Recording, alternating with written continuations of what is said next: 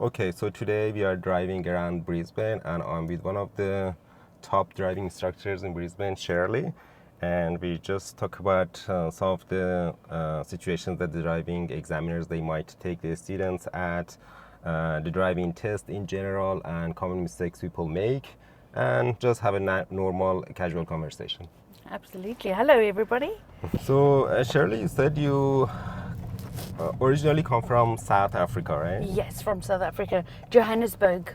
Okay, cool. What's the driving like in South Africa?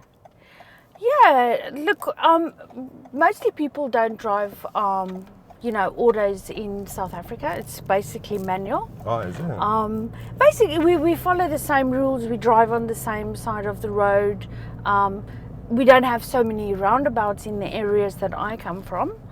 A little few differences, but mainly we all drive, the same.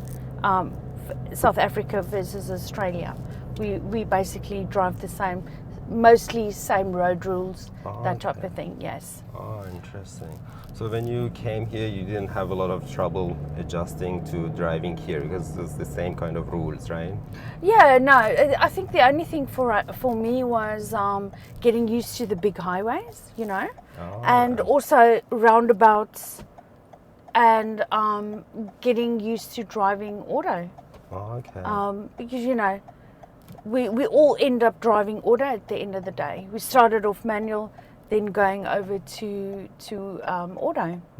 Cool. So it wasn't a huge adjustment, obviously, but things to get used to. I also, when we immigrated in 2009, I went for a couple of driving lessons myself, just to make sure that I'm doing the right thing, and I found that very helpful, and luckily passed on my first go. Okay. Because coming from South Africa back in the day, we had to redo the learners and redo our practical test again.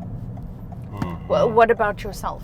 Yeah, so for me it was a huge adjustment. Yes.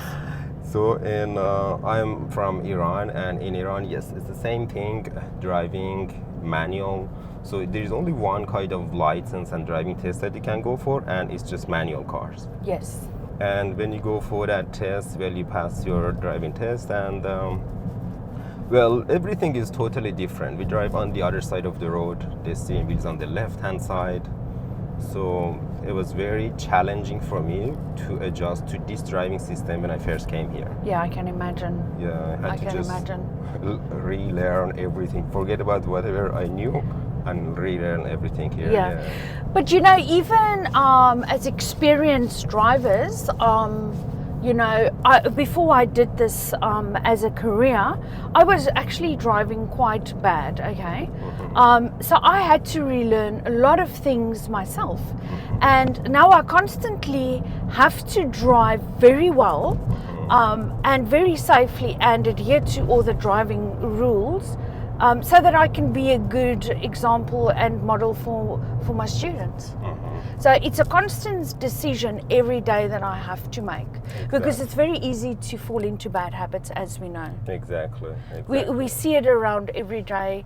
Unfortunately, with experienced drivers, we see huge errors being made, indicators not being used, changing lanes, tailgating is a huge thing I find on the roads. Especially when you've got your new students that's basically got no minimal hours. I find that tailgating is a real problem. Yeah, exactly. Yeah, I agree with you. Before I became a driving instructor, my driving was not like how it is. Yeah. And even now, I'm still learning a lot of things. Every day, I still learn a lot of things about driving. Yeah, absolutely. And also what I find is it's a constant learning for us as instructors ourselves, because we find new ways to teach learners, right? Exactly. Easier ways that we experience on the roads, and we can implement it for students. Exactly. Better ways to do things. Yeah. What not to do on the road. Exactly. I find that is a very good learning learning curve for students. If they see bad driving on the road, I do point it out, and I would also say to them, how does that make you feel, you know? And then they can, that hands-on experience is really gold nuggets, as I call it. Okay, exactly, yeah, definitely, yeah. It's one of the challenges when I first started doing this job was, so when we know something, some of the stuff, we know, okay, we do this certain way. For example, this simple turning right and turning left. Yeah. Or just holding the wheel, turning the steering wheel. We know how to do it. But some of the students, they're asking me, okay, well, how do I turn the steering wheel? And when I first started, I was, oh, really? He doesn't know how to turn the wheel? I have to teach him how to turn the wheel? And then I realized that no, this is a very common thing for everyone, for not everyone, but a lot of students, because they haven't done this before. They don't know how to do it, so you have to teach them very basic stuffs. So it challenges us to just come up with some ways and some methods to teach them how to do everything properly. Yeah. You know, I do find that that what you've mentioned, that is very challenging for new students to turn left and right, how to properly do your steering, trying to not cross those hands. So I use a lot of your material on YouTube, and I do send it to my new students so that they can understand that when we get into the car and what not to do, right? That information and that visual learning, I find, is really important for that student. But something that we take for granted, Omid, what is easy for us is really difficult for that new student. Exactly. And that takes heaps of practice, right? Turning left and right. So when I get new students on 0 hours, we spend a lot of time just practicing that left and right turns. And that repetition then will really help them to do that turning much easier. I also find that doing it hard in the beginning for that student really pays off at the end. Exactly. It really pays off. Exactly, yeah. Yeah, a lot of, I find a lot of experienced drivers, because they haven't done the basics right, they struggle like when they can't take driving lessons, or the students who have driver license from overseas and they want to get their license here. Some of the basics they don't do right because from the very beginning they didn't learn the proper ways of doing them. Yeah. So I used to do Latin dancing for a number of years, and I remember that one of my instructors was saying that every now and then we're coming back to the basics, just very basic steps. I was saying the basic steps help you to become a better dancer, and it was true. So because a lot of people were doing a lot of complicated moves, but their basics were not really right, and that's why they didn't have a smooth dancing and nice experience with their partner. Absolutely. And isn't that true with driving too, right? Exactly. Same So I don't know, when you pick up a new student and they are an international person that has to convert their license, it's one of the hardest things to teach that experienced driver, right? Yeah. Because we have to basically say to them, like you were mentioning before yourself, forget everything.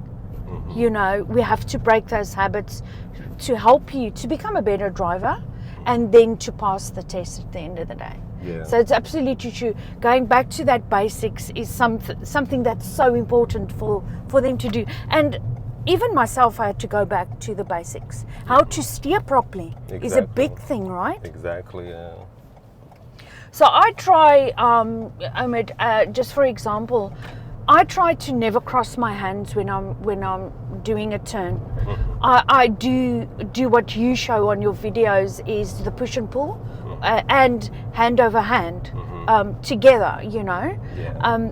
And that is basically going back to basics. Exactly. Yeah. So when we talk about students that, as we've had a lot of students go for their practical test, You yourself, sometimes we do have fails, and unfortunately that we wouldn't like them, but it does happen because that student might be very nervous. The vibe that they might get from the assessor also does influence their driving that day, which is unfortunate, but that's part of the journey, right? Exactly. Yeah. So what do you find is a common fail for your students? Yeah, the common fails. So any students that I get, I stress a lot about speeding to them. So I had very few students who failed their test for speeding because I stress that a lot during the lessons. Most of the fails that happened, they've been because of some staggered intersection. They end up to the other side of the road, and staggered intersections. We just went to one of them as we were talking. Yeah. And well, on highway, not speeding up when they merge to the highway on the ramp, not speeding up and driving too slow to merge to the highway. Or sometimes the students, they get nervous on highway and they drive way too close to the front car, and that's another reason for failing the test. Yeah, these are common ones. A lot of students, they are scared of reverse parallel parking, but the ones who are scared, they actually did well. And I tell them that if you end up too far or if you brush against the curb, it's not a big deal. You don't fail. It's a minor error, and you can always adjust it. You can always go forward and backward if you can't get it right in the at the first time. Yeah, absolutely. Yeah. No, that's like you say, the speed is a very common fail, but you know that students' nerves in the test, right? Yeah. Is quite. It's a quite nerve-wracking thing to do, especially if you know that you can't get a booking maybe in a month's time or so. But we have to remember that even if we can't get our booking in the next 2 weeks or so, it is worth the wait at the end of the day, you know. Exactly. Do things the right way, the safe way. It will save your life at the end of the day. Exactly. A lot of students, because their license is expiring, or I don't know, some students say, so my birthday is coming. Yes. I've promised to get my license before my birthday, but they are not ready, but they want to do it. And as instructors, we can only give them a feedback that if you are ready or not. And we see how they drive, and we give them feedback, okay, you are ready, you can go, or you are not ready. But some students, they insist that no, they want to go. And if they are not ready, of course, there's very slim chances of passing the driving test. Yeah, absolutely. So I've had, I've had a few fails myself with very good actually drivers, and then when they come back, they failed because the nerves, first of all. I've had 3 or 4, I would say, people that went too fast in like a roadwork zone, that they didn't spot that. Okay. But I've also had a person that didn't put off the indicator fast enough when they were turning left. Okay. And they were unsuccessful with that. So we have to remember that as soon as we turn, we have to switch off that indicator. Exactly. Yeah. Because driving on the roads, as much as what we do find people not using their indicators, but not also cancelling that indicator. It does bring a lot of confusion on the road. Exactly, especially if there is a road next to you and your indicator is just going, and other cars, they think you want to turn to that road. Yeah. So we have to remember why that examiner is actually saying that. And I totally agree that, that has to be cancelled quite soon, because it makes you feel uncomfortable on the road. Also, staying away from parked cars is a big thing, right? That's right. If an examiner has to intervene in that driving test, that will be unsuccessful. Yeah, I've had a couple of students who failed for that. Yeah. Driving too close to the park. And a new learner does struggle with that position on the road. It does take time. So people shouldn't get disheartened about turning left and right, and also keeping away from that parked cars, because that skill gets built over time. So I want to encourage people that everything that they struggle with, you know, at that moment does get better eventually. That too shall pass, as they say. Exactly. I've had some weird fails. I've had a guy drive on a normal road, went over a hump, and he didn't, in my opinion, didn't do a lot of observation and scanning while he was driving. And what happened was he had a car overtake him to the right, but he sped up, all right? Because he wasn't doing his observations and scanning, and the examiner had to say it was unsuccessful. So we have to remember that when we are driving, we have to be checking around our car quite a lot. Yeah, definitely. That observation and scanning is quite important. Definitely. As we drive. I do find when I do get new students, it is quite a revelation to me that that they aren't even checking their center mirror. And then while they drive, I will implement that while they're driving.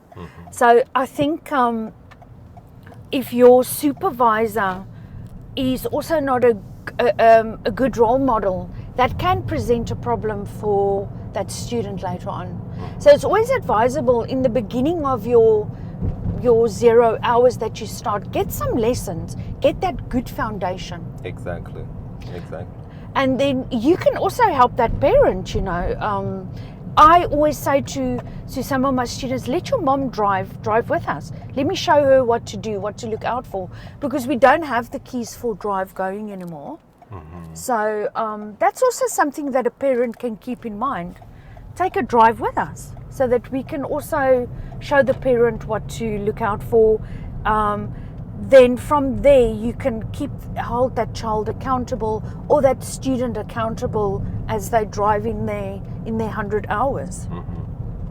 So that supervision, I feel, is super important, that supervisor teaches that person the right thing.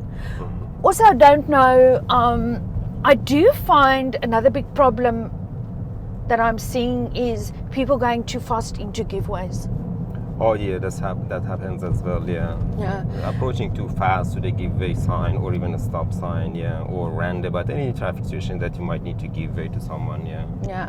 So and that is another question: is do people know like how to enter that giveaway? So, you know, I don't know. Do you want to explain how you enter a giveaway? Well, like here we have a giveaway situation, so I'm just braking now and approaching very slow, positioning the car to the curb and giving way to this car. So when you need to just make sure that you have a very gentle brake if you need to give way to anyone. Yeah, absolutely. I find that some students, the students who start from the very early stages, the new students, some of them, they have bad judgment of the speed. Even if you tell them to approach slowly, they still not quite sure, okay, if this speed is good or not. Still they approach too fast. I once had a student, right, we were doing a test in Wenham, and she unfortunately was unsuccessful because she made a stop street out of every giveaway. Okay. So if you do that more than 4 times, it will be unsuccessful. That's right. Because remember, when we are driving, we want to increase flow of traffic. Exactly. We don't want to decrease that flow of traffic unnecessary. But also doing that giveaway, it's really important to enter, as you say, at a very nice slow speed, and then do that observation and scanning to the left and right before you enter that situation. If you can. I mean, sometimes we've got a very we can't see past those curbs, then obviously we're going to have to slow quite down and be very wary before we enter that street, right?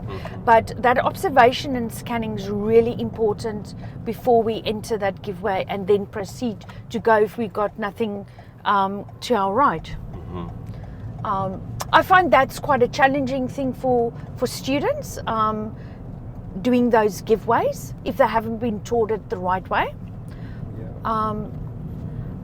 that was a very surprising fail for me. But you know, we also as instructors, when the driver and examiners give feedback, we also learn a lot.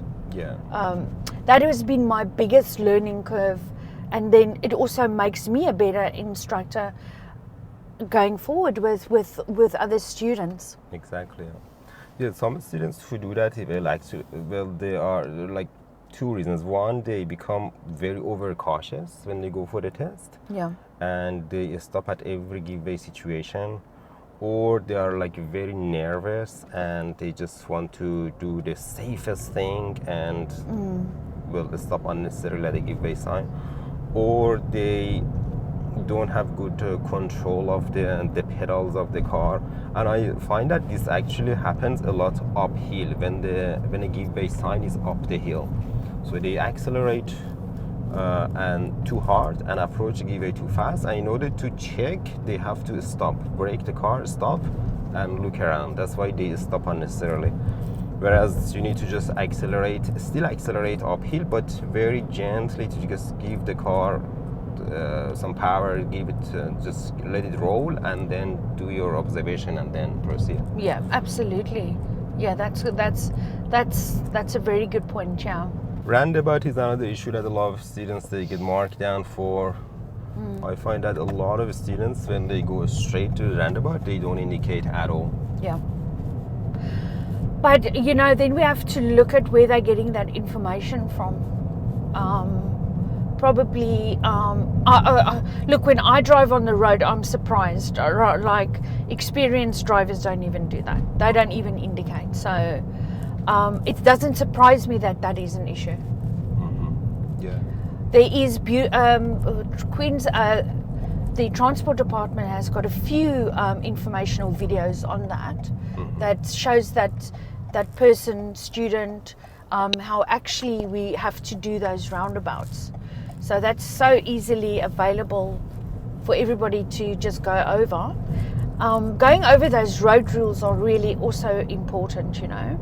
Yeah. Exactly. It makes you a better driver to know your road rules. Mm-hmm. You agree? Yeah, definitely. And with the roundabouts, so like in Sydney, I made a video with Jeremy from Level Up Roadcraft, one of the top instructors in Sydney. Yeah. And he mentioned that in Sydney, if they go to a single lane roundabout, they are not required to really indicate. And if they don't indicate, they don't get a mark down for it during the driving test.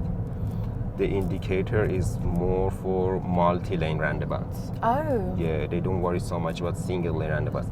And that's the problem, because in every state, if we had unified laws of driving traffic rules, it would make everything so much easier. If someone from Sydney comes here, like in Queensland, indicating a roundabout is very strict. So if someone from Queensland comes here and goes to a single roundabout, they don't bother to indicate at all. It just makes the Queenslanders a bit upset. Yeah, absolutely. We forget about that, don't we? That we do, and even some countries can just convert their license over.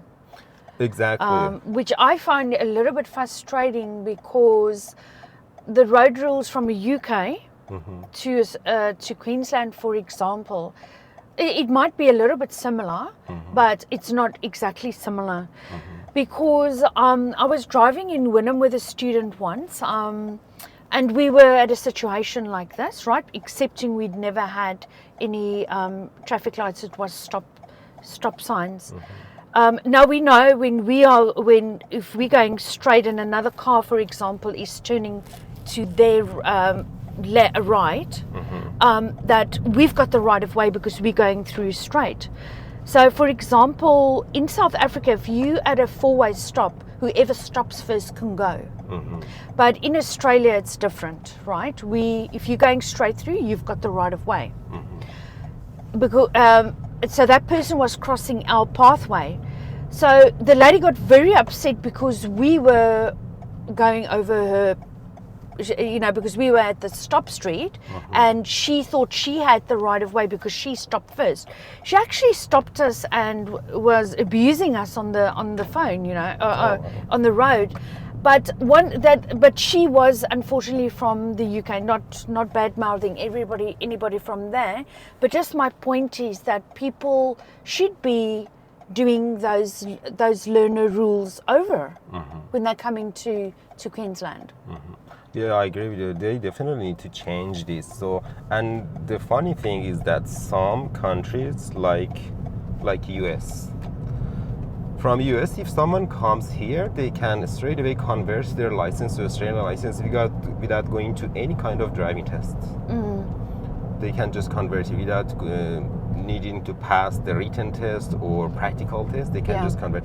And the funny thing is that in the US, they drive on completely wrong side of the road, the opposite side of the road compared to Australia. Yeah, even though they just do their written test, that is a big thing, because things are a little bit different here, as you say. Even the states are different. Exactly. So that should be implemented, because you don't want to be in a situation with a student and somebody stops you and abuses you. It's really embarrassing.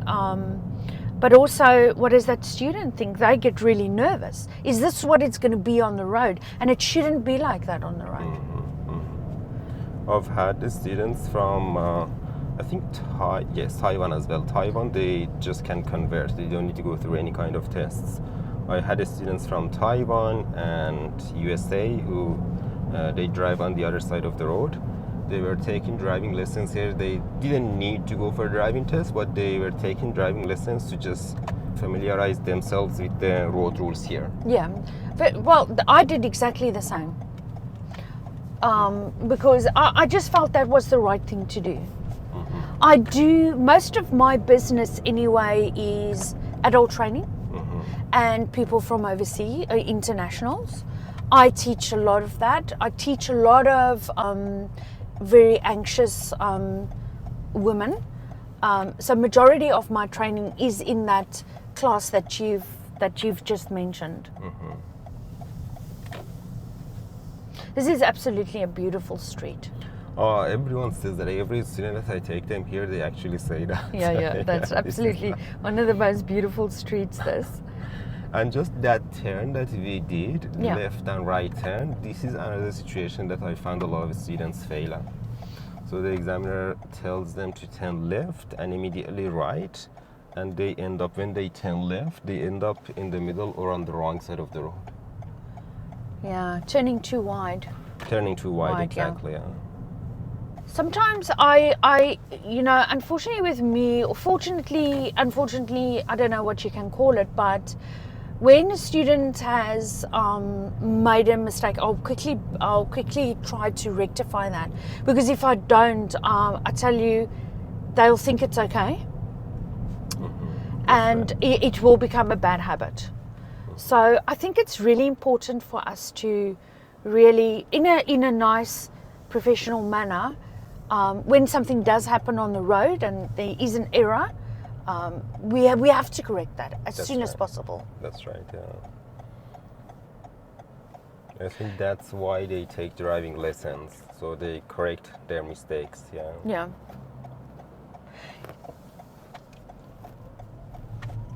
And it is one part of our job. I always explain to my students, I'm there to fault you, but we must do it in a nice way. So we are there to enlighten or bring up their mistakes. Yeah. And for me, it's not about the driving test eventually, but it's just to make better drivers on the road. Exactly, yeah. To be more confident, know your car, know the road rules, and have confidence on the road. Exactly. Well, some students, they tell me, okay, so I do this for the test, but what about after the test? I say, well, this is same. There's no difference between the test and after this. Everything that the examiners look at during the test, you need to do the same stuff after the test as well. Yeah. So what do you think? What do you think they mean by the after the test? So, for example, the U-turn. Oh, yeah. Okay, they say, okay, we do U-turn like this, but how about, or for example, let's say three-point turn. Yeah. Three-point turn, well, in Queensland, you're not allowed to go to someone's driveway to do a three-point turn. Yeah. But they say, okay, so after the test, can I just go to other people's Oh, driveway yes, to do No, three-point turn? you absolutely, no, you can't do that. That's rude, you know, but no, that's fair. But I don't know what you find when you grooming a new student to become a better driver, right? Do you, obviously our goal is to pass the test, but for me it's really important to take that student out of the area that we normally drive, just to see how they're doing in a newer situation, right? How they're handling new streets, new driving situations, and how it will feel to be eventually on their P's. You know, sometimes we have to stop giving instruction and let them think about the mistakes they're making and how we're going to correct those mistakes. So I was a part of that program, the government-funded program, which was called the free lesson.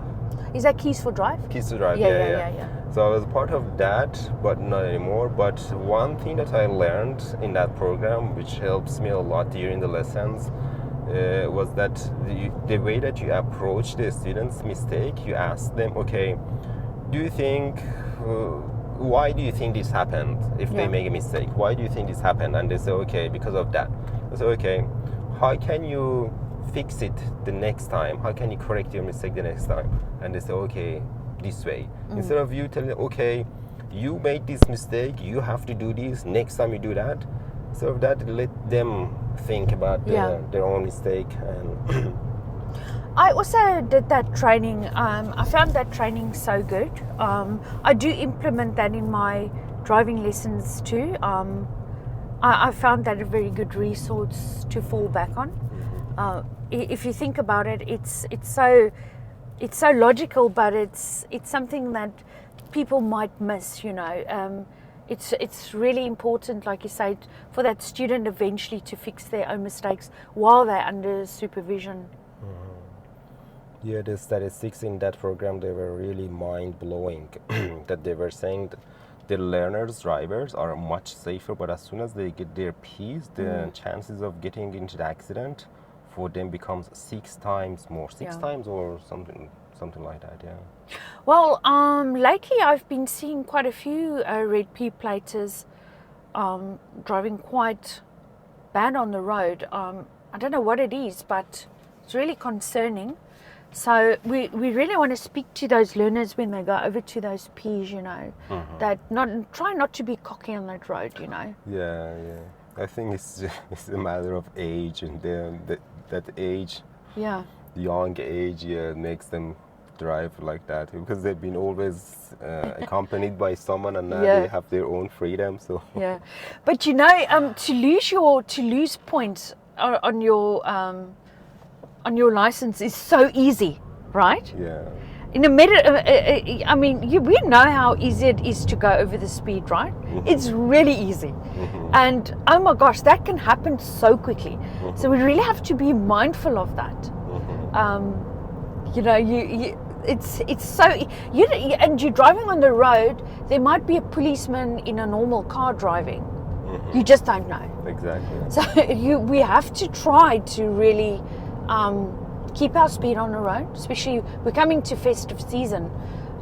Keep our speed on the road, try to do the right thing at all times. I know it's not possible, obviously, but we want to just try to achieve that, especially with our being good role models for our children and for our new students, and going forwards we want to just try to do that. But I've just been seeing reckless driving, some P-platers, not all, some of them are really good drivers.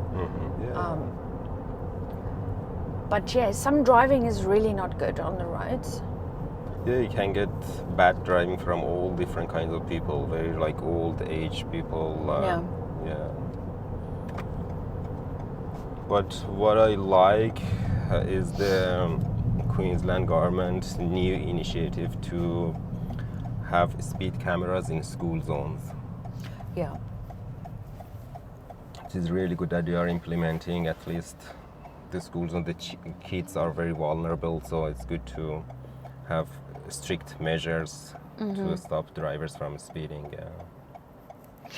So when you have your students in the car, and let's say for instance we've got a 60 zone that we're traveling in, do you encourage your students just to stay under the speed? Yeah, so I recommend my students to drive something between 55 to 58, max 59. Yeah. And then, sometimes we're driving in roads that we're not familiar with, right? Yeah. So I don't know if you do that, but I always encourage my students, drive 50 until you can see the next change of speed. Exactly. And also to keep in mind is that if an area has really got a high activity zone, slow down. Exactly. Slow down. You don't know if there's somebody crossing the road. People jaywalk all the time, so just slow down.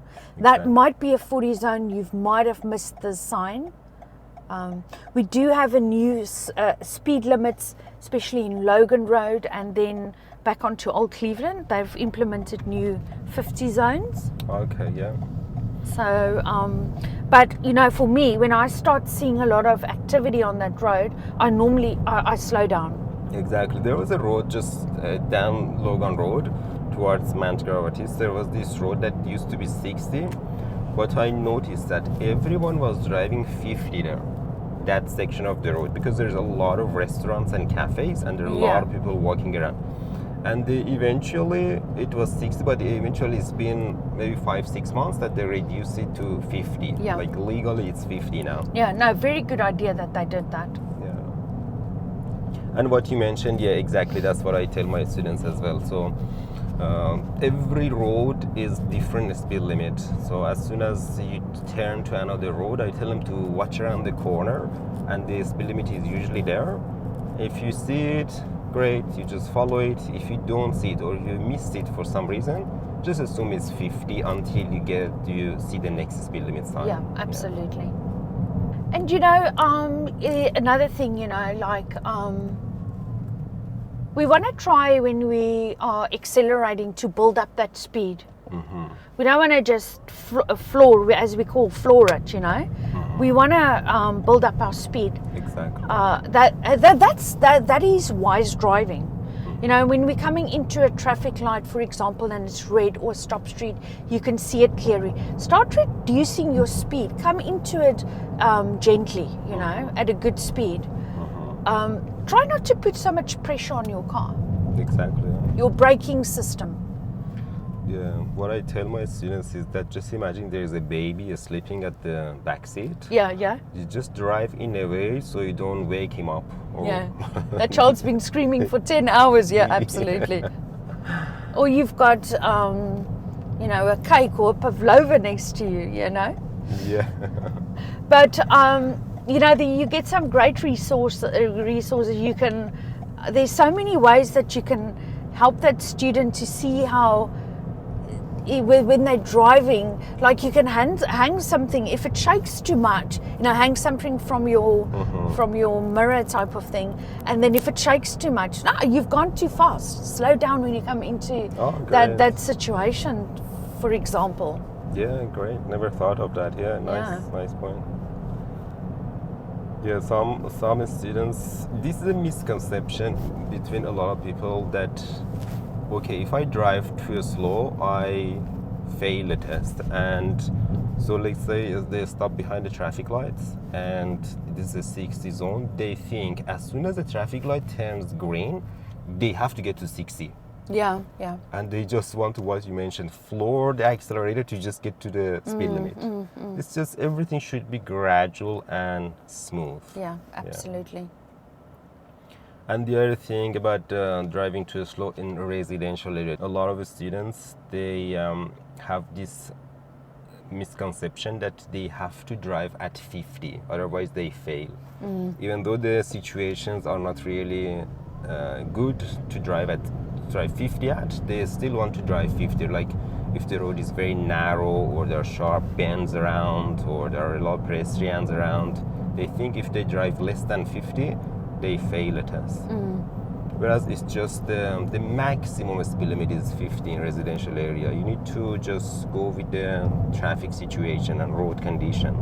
Absolutely, because you know you might have potholes on the road. Yeah. That pothole for your tire, or you go in your test and you go through a pothole, not good, you know. So you're right. You want to drive to the situation. Yeah, I've also found that, you know, and you know, just a gentle, a good chat to the student, and they really do grasp what you trying to get across to them, and then they normally adjust after that.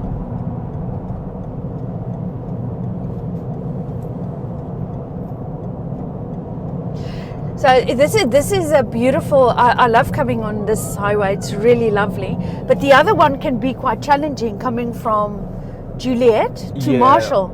Yeah, from Juliet to Marshall Road. Yeah, that one, the ramp is a lot shorter than this one. Yeah, it's a bit challenging for a lot of students. Yeah. Because you know, sometimes people don't want to let you go in. Yeah, and sometimes, unfortunately, we get those kind of drivers sometimes, yeah. Yeah. And also, I don't know what you feel, but there is a difference, like, between the merging, you know, we've got the Form 1 lane, which is when the line disappears, all right? And the car that's in front has got the right of way to enter. And then we've got this situation that we've just done where it's got the broken lines all the way through. Some people don't understand it's actually not your right of way to enter. Yeah, that's right. You can only enter if you've got that safe gap. That's right, yeah. And the other thing with the safe gap with the front cars on highway, the 2 seconds gap. So when the front car reaches for example, the green sign, I tell them the students to start counting. So 1001, 1002. If you can finish 1002 before you get to the same sign, you are good. Yeah, and this absolutely. works with a lot of people, and they like this, and it's very easy to get this idea. Yeah, that is a good point, right? We wanna maintain that safe gap. Yeah. Because if we don't, we're going to be driving stop and start. Yeah. And you know, as you know, that can be unsuccessful. But even just driving in our normal suburban roads, that is so important to keep that safe gap. Yeah, exactly. Yeah. That applies everywhere, not just highway. Yeah. And when we've stopped at the back of another car, that safe gap's also very important. Because you know, if that car breaks down, we can easily maneuver around those cars. Or he's driving a manual and accidentally he rolls back. Exactly, especially on hilly roads, yeah. Yeah, exactly, that's what I tell people too. At first I tell them to see the tires, but the problem is that some students are too short and they have to stay too far back to see the tires, so they're too long and they can stick to the front car and see the tires. So I tell them, okay, apart from the tires, just imagine what you mentioned. If the car breaks down, can you go around them without reversing? If no, you're too close. Yeah, absolutely, yeah. I've heard from some people that they say 1 car length, whereas this is too much. Yeah. 1 car length is too much. And you know, people are quite funny, hey? If you leave too big of a gap, they're going to start hooting you from behind, because people think that you are... Okay, first of all, you're not making enough space for other traffic. People around you, behind you. Yeah, but in a way, people think you're holding them up, which is not true, but that's just their conception of you keeping that gap too big. Yeah, true. Yeah, 1 car length is not a very good criteria, because that's too much, and also this 1 car length based on what car. Based on station wagon, based on Toyota Yaris, what car? Every car's length is a bit different. Absolutely, yeah, absolutely. A truck, well, that's not a car, but it's a vehicle. But no, we have to rather do it visually than using that car method. And also, like doing your lane changes, you know. It's important to have just a little bit of a structure when we're doing those lane changes. I know you've got an acronym, I've got an acronym we use to help students to change lanes. But it's really important to do that shoulder check before we change that lane. And bring back your body, because we don't want to do that lane change while we're doing that, while we're checking our blind spot, and then do that lane change, because you'll push your car into a position that you don't want. Exactly. So you always want to bring that body back straight, and then do that lane change. And as we do that lane change, we want to implement your center mirror. Because I don't know if you know the saying, we say that, oh, where did that car come from? Exactly. You know, a split second there's a car. Yeah. That happens to me. Look, I'm not a perfect driver. I aim to drive safely on the road, right? But it happens to me, and I go, oh my gosh, where did that car come from? Yeah. But I spot it because I'm always checking my mirrors. Especially, you know, when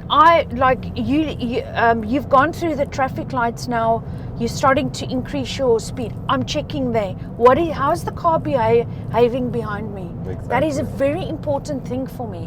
When I'm coming into a giveaway or slowing down position, I'm checking my center mirror. Exactly.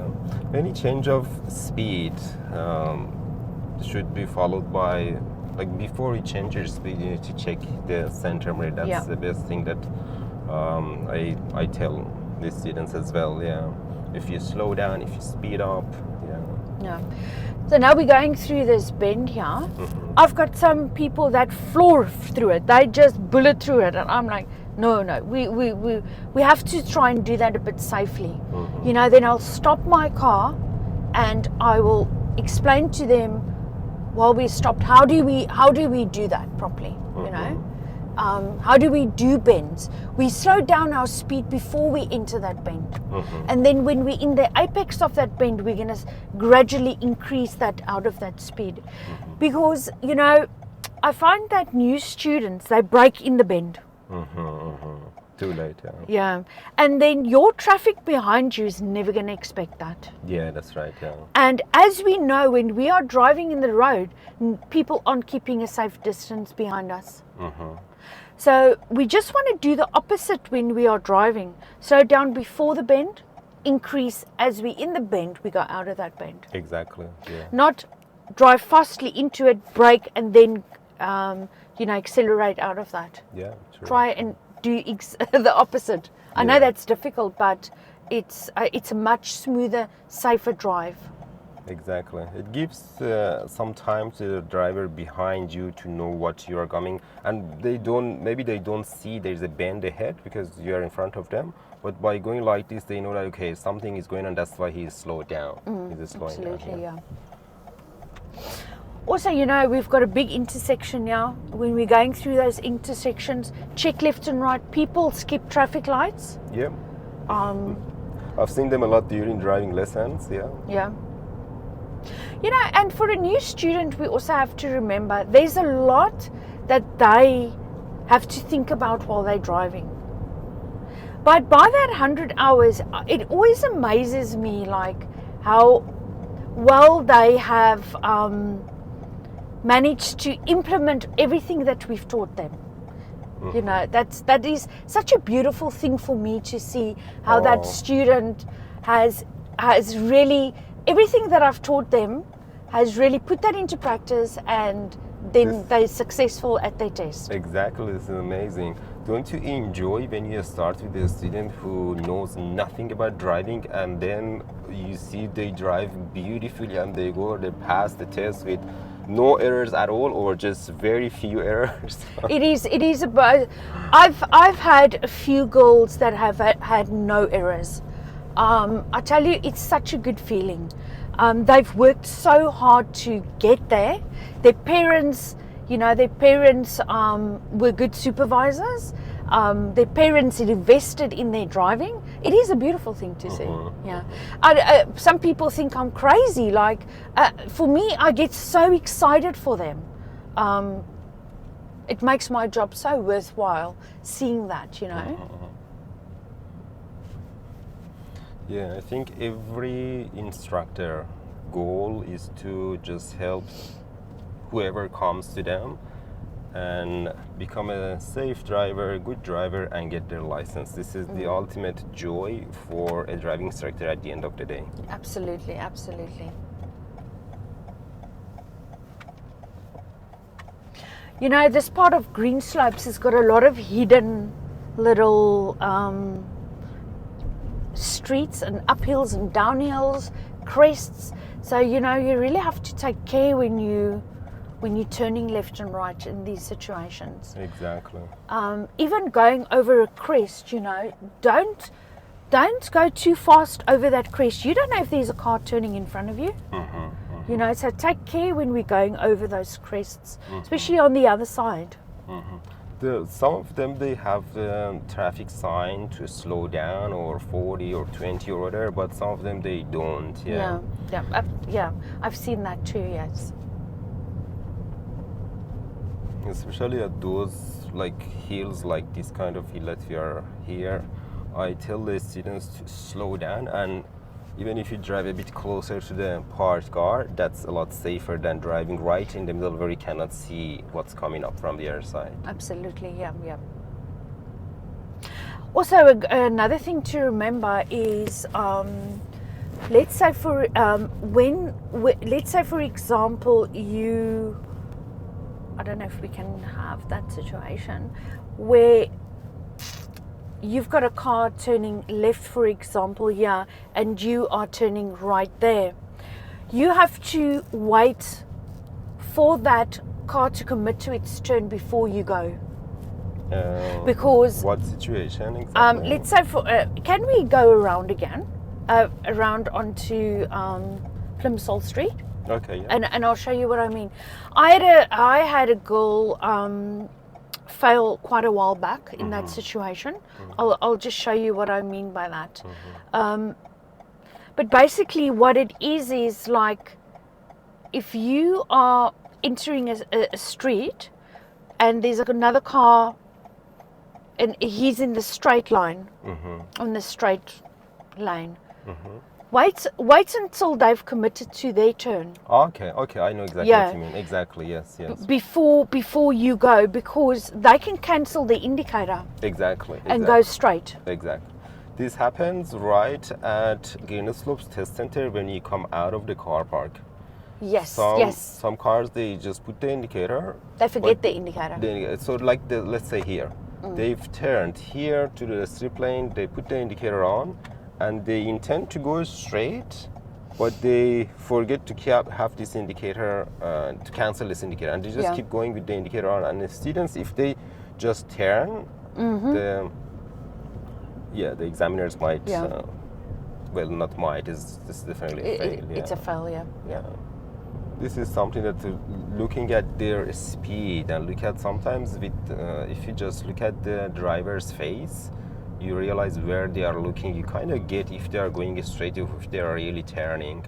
But it's best to just take time and just wait and see if they are really turning.